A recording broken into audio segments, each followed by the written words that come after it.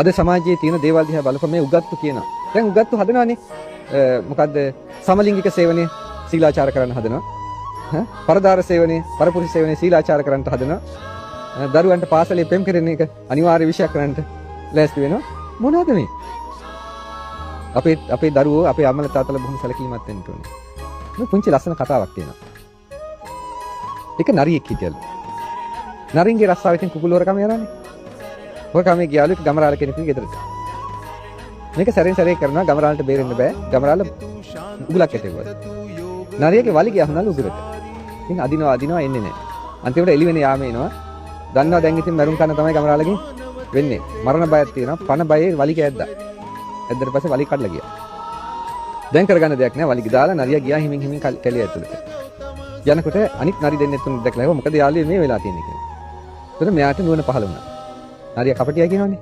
කපටි නුවණක් පහළ වුණා. පහළ වෙච්චාම මේ නරියා ඉඳගෙන කියනවා බලන්නකෝ මෙච්චර කාලයක් මං දහ දුක් විඳ මේ වලිගෙ හින්දා.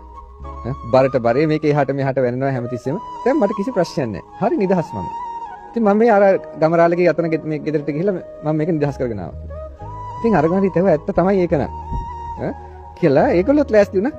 අපිටත් මේක කඩා ගන්න ක්‍රමයක් තියෙනවා නම් හොඳයි කියලා. ඉතින් මොකද කරේ? නරි ටික කතා කළා මෙයාත් එක්ක කතා කළා කොහෙන්ද කඩා ගන්න කියලා. ඉතින් එන්න මම පෙන්නන්නම් කියලා එක්කගෙන ගියා.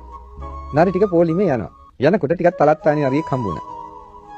මේ නරිය හැව කොහෙද උන් නැහැලා යන්නේ කියලා. එතකොට කිව්වා මේ බලන්නකෝ මෙයා දැන් කොච්චර ලස්සනයිද? මෙයාගේ මේ බරට බරේ තීච්ච වලිගේ අයින් කළා මෙයා කියනවා හරි සැපයි කියලා දැන්. ඉතින් අපිත් හිතුවා අපිටත් ඒ සැප ඒක බොහොම හොඳයි. ඒකින්ද අපිත් මේ වලිගේ කඩා ගන්න යන්න හදන්නේ කියලා. ඒතර අර අනිත් නරිය අහනවා ඔයා ඊයේ එහෙම කිව්වේ නෑ නේද මේ වලිගේ මට බරයි කියලා. වලිගේ කරදරයක් කියලා. මේ දැන් කඩාගත්තට පස්සේ නේද ඇවිල්ලා කියන්නේ. කිව්වා එකත් එකටම ওই මිනිස්සයා ගමරාලගේ කුකුලන්ට ගිහිල්ලා ඔය වලිග කඩාගෙන ඇවිල්ලා තියෙනවා. ඔයත් ඔය ගැටේට අහු වෙන්නට එපා කියලා. මේ කතාව මම කිව්වේ පින්වත්නි. අපේත් සමහර හැම උගත්තුම නෙමෙයි සමහර උගත්තු පිටරටවල් වලට ගිහිල්ලා ඒ පිටරටවල් වලදී වලිගේ කඩා ගන්නවා. ඒගොල්ලන්ගේ දූ දරුවෝ නැහැ. දූ දරුවෝ අනාචාරයේ යනවා. ඒගොල්ලන්ගේ පවුල් නැහැ. මොකක් ඔය පිටරට යන නැත්තම් ඒවා තියෙනවා.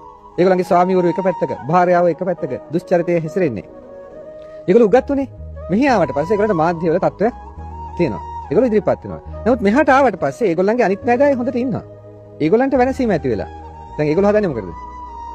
ඒක සීලාචාරයයි කියලා මේ ශිෂ්ට සම්මත සමාජයේ වනසන්නට හදනවා. වනසලා ඒව සාර ධර්ම කරන්න හදනවා. මෙහි සාර ධර්ම ටික වනසලා. ඔකයි කරන්න හදන්නේ. ඒ නිසා හිතන්නට ඔය එක එක්කෙනා කියන ඒවා නෙමෙයි හරියට බුදුරජාණන් වහන්සේගේ කුසල අකුසල දෙකට එන්න අනිත් අය කියනවා පැත්තකට දාන්න.